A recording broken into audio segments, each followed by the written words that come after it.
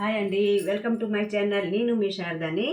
ఈవేళ నేను చూడండి ఇడ్లీ రుబ్బుతో మనం ఇది పెడదామా, ఓవెన్లో లాగా ఇది పెడదామండి. చూడండి, ఇది ఇడ్లీ రుబ్బు. మినప్పప్పు తీసుకుంటాం. మినప్పప్పు 4 hours నానబెట్టుకుంటాం. అందులోన ఇడ్లీ రవ్వ వేస్తామండి. ఇది ఇగోటండి, నేను రుబ్బుకొని తీసుకున్నాను ఇడ్లీ. ఇందులోన మనం ఓట్స్ వేసుకుంటామండి. ఓట్స్ వేసుకుంటాం. ఇందులో క్యారెట్ ఇలాగా తురుముకొని ఇలాగ తీసుకుంటామండి. సాల్ట్ వేసుకుంటాం.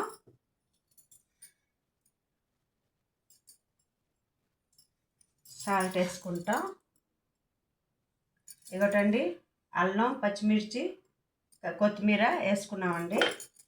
ఇగో ఆనియన్స్ చూసారా, ఆనియన్స్, పచ్చిమిర్చి కట్ చేసుకొని వేసుకుంటామండి. జీలకర్ర వేస్తామండి. చూసారా, ఇవన్నీ వేసుకున్నాం కదా, శుభ్రంగా కలుపుకుంటామండి.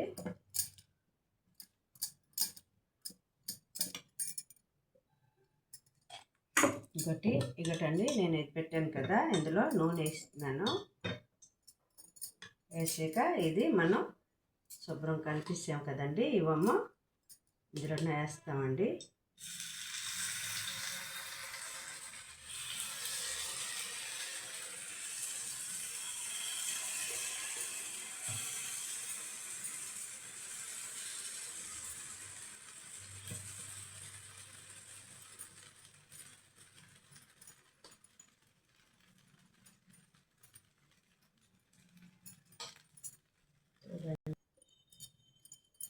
ఇగోటండి, ఇటుపక్క మనం కూర పెడతానండి. చూడండి, బాండీ కాగాక చూడండి, నూనె కాగింది. ఇందులో మనం ఆనియన్స్, పచ్చిమిర్చి కట్ చేసి వేసుకుంటామండి. కొద్దిగా జీలకర్ర వేసుకుంటాం. బాయిల్ దుంపలకి ఇలా కట్ చేసుకుంటామండి. ఇది ఫ్రై అయిపోతే మనం వేసుకుందామండి. పేస్ట్ చేసుకుంటామండి.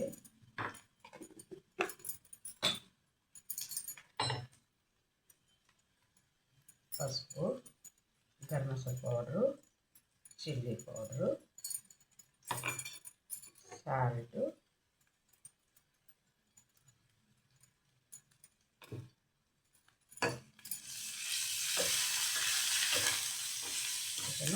ఈ ఆలు వేసుకోండి, కట్ చేసింది.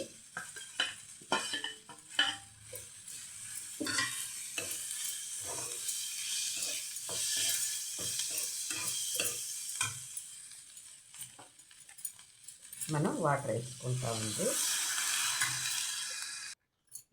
ఇటు సైడ్ చూద్దామండి. చూడండి, ఇవి వేగిపోయిందండి. చూడండి, బాగా కాలింది. శుభ్రంగా కురుకురేగా అవుతుందండి. చాలా రోస్ట్గా బాగుంటుందండి. చూడండి, తిరిగేస్తాం. తిరిగేసి మళ్ళీ ఒక 5-10 minutes ఉంచుతామండి. మూత పెట్టి ఇగోటండి, కూర కూడాను దగ్గరికి అయిపోయింది. బాయిల్ ఆలు కదా, ఈ ఆనియన్స్ గట్రా అన్నీ ఉడికిపోయి మనం కొంచెం శనగపిండి వాటర్లో కలిపి ఇలా వేసుకుంటామండి. ఎప్పుడు ఇడ్లీతోటి మనం చట్నీ తింటే అంతగా ఒక్కొక్కసారి మారుస్తుంటే బాగుంటుంది కదండి. అందుకే నేను ఈసారి ఇలాగా చట్నీతో పాటు మళ్ళీ ఇలా కూడా చేస్తున్నాను. ఇడ్లీకి ఇలాగా చేస్తే బాగుంటుంది. ఇంకా ఈ కర్రీ చూడండి, అదే ఇడ్లీ రుబ్బుని మనం ఇడ్లీగా పెట్టుకుంటాం. ఇలాగా మూకుడు పెట్టుకొని ఇలాగా ప్లేట్ తీసుకొని నెయ్యి నూనె రాసుకొని ఈ రుబ్బు వేస్తామండి.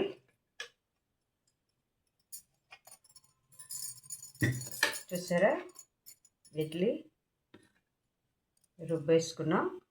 ఇది ఇలాగ బాండీలోన ఇలాగ పెడతాం. ఇలాగా మూత పెడతామండి. మూత పెడితే అది 10 నిమిషాలు. ఇటు సైడు ఇడ్లీ పెట్టాం కదండి, చూద్దామా. కొంచెంసేపు ఇగోటండి మనం చేసాం కదా, ఇవి చూడండి యమ్మీ యమ్మీగా బూరెడ్లాగా క్రంచీగా చాలా రోస్టెడ్గా చాలా బాగుంటాయండి. చూడండి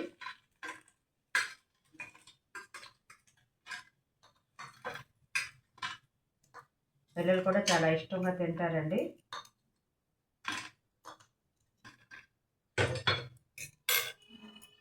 ఇదొకటండి ఇడ్లీ కూడా అయిపోయింది. ఇడ్లీని మనం తీసుకుందాం కట్ చేసి.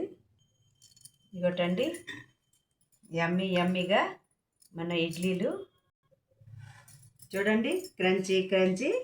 ఇది మనం ఇడ్లీ రుబ్బుతోనే చేసుకుంది. ఇలాగా వెరైటీగా చేసుకుంటే పిల్లలు చాలా ఇష్టంగా తింటారండి. మనం టొమాటో సాస్తో ఇది తీసుకుంటున్నాం.